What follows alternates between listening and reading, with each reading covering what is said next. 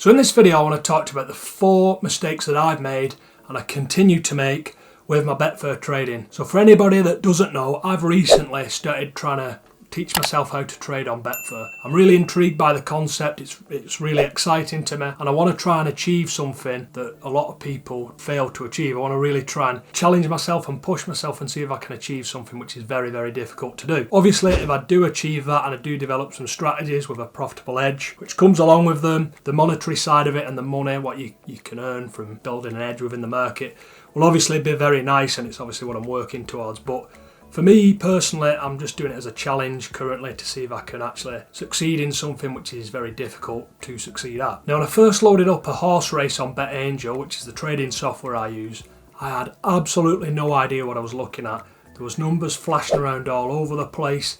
You know, it was all really confusing to me. There was prices moving out, prices moving in. Like I said, numbers flashing all over the place. And I don't come from a financial market background, and at the time when I first started, I had no idea how markets actually worked and the characteristics behind markets in general. So I was completely new to the concept of trading in general, let alone trading betting odds and Betfair trading. Now, as time's gone on, I've started to pick up on patterns and how things work in the market. And granted, I'm not profitable, but it no longer feels like I'm just messing around and I have no idea what I'm doing and what I'm looking at. I sort of understand what I'm looking at. I'm picking up on patterns. I just can't quite put all the pieces together as of yet. Hopefully that will change down the line. Now, if you're learning to trade yourself on Betfair and you're trying to teach yourself exactly how to trade, or maybe you have been learning in the past and you've become successful or you failed or whatever, I'm guessing you're probably going to relate to the vast majority of these errors and problems that I've got on my list, if not every single one of them, because they are pretty common. So mistake number 1 is chasing the price down the ladder or chasing the price up the ladder. It works in the same way, it depends how you want to look at it. Now, for me personally, as I'm a beginner to Betfair trading, instead of looking at everything and trying to determine exactly what's happening with every single runner, or at least the 4 ladders I've got on my screen, I'm looking predominantly at steaming favourite. So that's basically where the price is here on a favourite and it shortens and it's coming in, largely due to the fact that people are backing it, people are supporting it, people are betting on it to win the race essentially. So I'm focusing on the steaming favourite predominantly at the moment. I'm ignoring all the other stuff which is just confusing me when I try and take in too much information, and focusing specifically on a steaming favourite. Now, what can happen when I've identified a horse which I think is going to steam, so the favourite I think is going to steam, you know, I'm looking at the other ladders, maybe 2 of the ladders are at really high odds, there's no price movement on them, there's no real interest in them. Maybe the second ladder's been laid, it's drifting, it's just gone through a crossover point. You know, I'm pretty confident I've got a steaming favourite, so I pop a back order in and join the back of the queue at the touch price, and then the price comes in a tick. So I pop another back order in at the new touch price, and the price keeps coming in and it keeps missing my orders each and every time. Now, I pop a few videos on screen now which illustrate exactly what I'm trying to get across and exactly what I mean.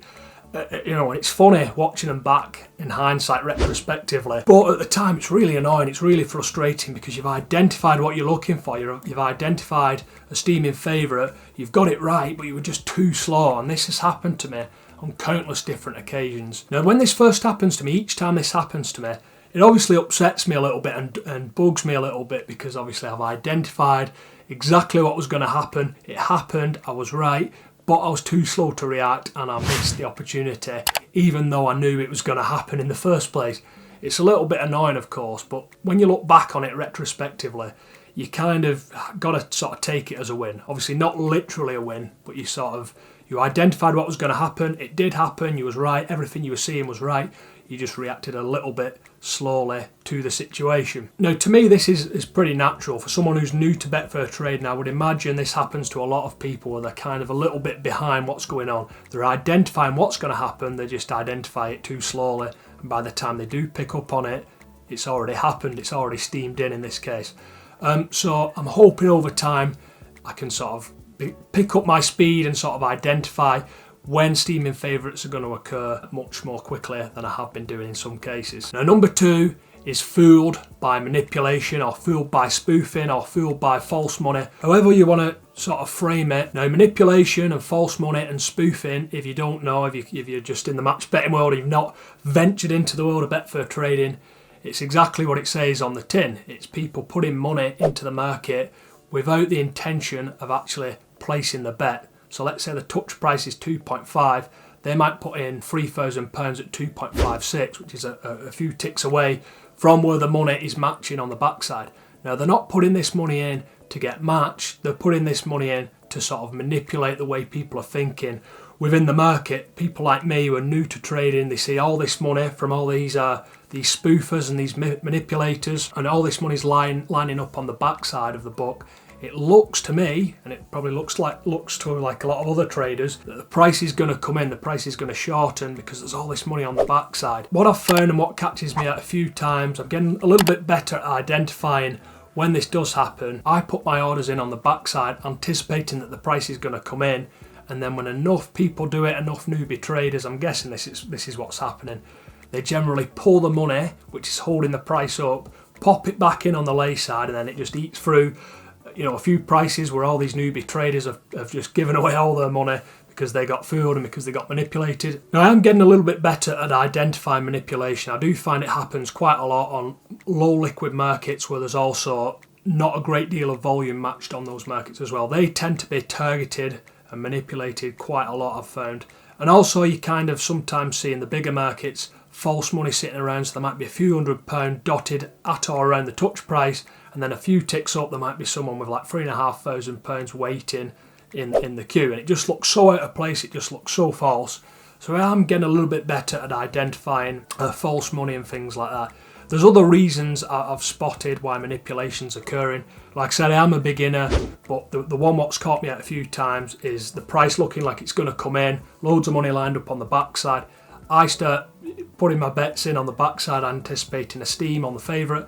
The money gets pulled and then it gets popped in on the lay side and then it eats through a few prices, I'm guessing, from what people have put in, like me, newbie traders, who don't necessarily know how to identify when fake money is added to the market. Number 3 is letting my losses run too far. Now, I'm getting much better at stopping my losses run out of control, but for a while this was really an issue for me. I would look for a steaming favourite, I would look for various different reasons why I thought it was going to happen, and then when those reasons would deteriorate and the price would start to drift on the favourite, I wouldn't pull my position out. I would kind of hold for too long and then it would drift, and then eventually I would trade out, I would cash out for a big loss which would wipe out the previous 10 wins or so that I'd had. Now, this happened for quite a while and I was letting my losses run for quite a long time. Now, currently I have managed to tighten this up a little bit and I'm much better at identifying when I've got something wrong. So when I'm looking for a steaming favourite, if all the reasons I had in my head have started to deteriorate, maybe another few horses have started coming in over here, maybe the horse what went for a crossover point has come back down, it doesn't look like it's going to steam anymore, I'm pretty good at cutting out for a small loss. Now, there was a point where I got a little bit carried away with this and I would sort of cut my losses really short at any little bounce. So I'd put a back bet in at the touch price, it'd get match, and then it'd bounce out 2 ticks and then I would instantly close out my position. Now, the trend hadn't reversed, the trend was still for the price to come in on the favourite, but because I got a little bit twitchy and got a little bit overly obsessed with mitigating my losses, I would trade out like 2 ticks above where I initially got in, just because of that variance in the market, not because the price had changed direction completely or the trend had changed. It was just a little bit of variance, maybe a big lay bet come in, just move the price up a few ticks and I'd be out. Got a little bit too twitchy with it, got a little bit overly obsessed with mitigating my losses too much. Now, I do seem to have sorted this out. I do seem to have mitigated my losses so they're not going out of control, but I'm not cashing out instantly as soon as I lose a tick or two. I've sort of predefined where I'm going to get out at if the price hits that point, and then the conditions change, maybe the other runners are coming in. I've sort of able to work that in a little bit better now than what I used to be, but it is a work in progress and hopefully I continue to improve at that problem. Now, the next one is not letting my wins run for long enough and cutting my wins short, which is the complete opposite and the complete inverse of letting my losses run for too long. Now, this is something I really need to focus on. I'm not the best at this and I do quite often cut out and sell myself short and cash out for a win too early when I could have had more profit. Now, the one what seems to catch me out all the time is, like I said, I'm looking for a steaming favourite. I identify a steaming favourite. The price comes in, let's say it comes in about 8 or 9 ticks, and then obviously it stalls. Each time it's coming in, it's at the bottom of the trading range, and then it gets to a point, it stalls at this point, and then you get a bit of wobbling. The price moves up a few ticks, and it comes back down a few ticks. Now, this scenario and this setup drives me insane. It really frustrates me, and a lot of the time, the vast majority of the time, I do actually trade out at this point, and then quite often what will happen is that another big back bet will come in and then the price will just run off right down the ladder and off my screen. Now obviously, as I'm cashing out at the bottom of the trading range when this variance is coming into play, I'm out my position. Granted, I've got a profit, but the profit could have been much larger if I'd have held my position and if I was able to read what was actually going on and see through the noise and the variance at that point in the market.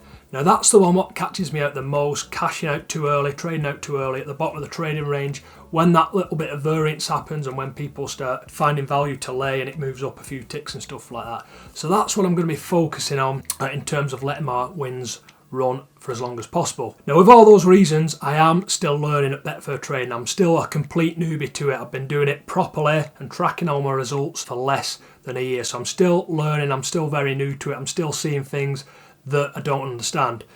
But for me personally, this is definitely one of the hardest things, if not the hardest thing I've ever tried to accomplish in my life. Now granted, I'm only 27 years old, I'm still pretty young, I'm still learning how the world works in various different ways and stuff like that. But, you know, if I can achieve this and if I can achieve something out of this, which I really want to do, it's not really specifically for the money for me, it's more about achieving it and achieving something what's very difficult to achieve and being successful at something which is hard and not a lot of people do. Obviously the money side of it and making money from it is a no-brainer. I want that as well. It is the hardest thing I've ever tried to do, or at least it's definitely up there. But I do think with a little bit more effort and more markets, I'm going to do 1,000 markets, and hopefully by the time I've done that, I'll have a good solid understanding of what I'm doing, or at least have developed one strategy, catching the steaming favourite, and have a profitable edge within that strategy. So let me know what you guys think down below in the comments. Are you learning to trade yourself? Have you been trading for a long period of time and you've made it work and you're profitable and you do it for a living? Let me know down below in the comments. And if you want to see my results so far at Betfair Trading, check out the video I'm popping up on screen now, and you can see the results shown to you in this video. Cheers for watching this video, guys. I really appreciate your time, and I'll see you soon in the next video.